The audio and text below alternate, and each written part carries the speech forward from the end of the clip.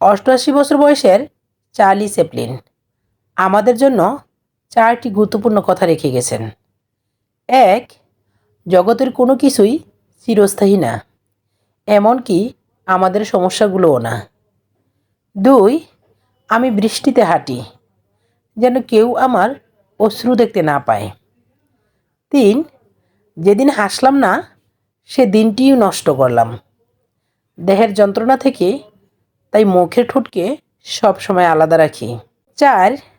জগতের সবচেয়ে ভালো 6জন ডাক্তার হলো সূর্য, বিশ্রাম, শরীরচর্চা, পরিমিত খাবার, আত্মমর্যাদা এবং বিশ্বস্ত বন্ধু।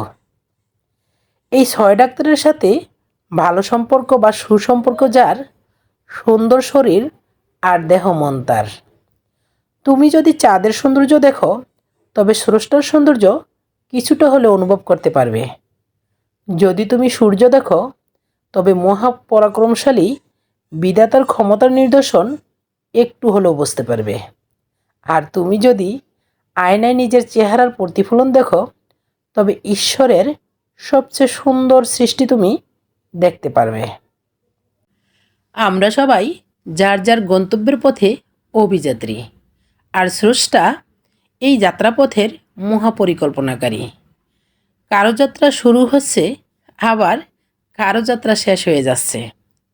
মহাকালের হিসেবে এই যাত্রাপথ খুবই ক্ষণস্থায়ী ভাই। আজ আছি, কাল নাই। ঘৃণায় সময় নষ্ট না করে তাই এই যাত্রাপথটুকু ভালোবাসা দিয়ে উপভোগ করে যাই। ধন্যবাদ।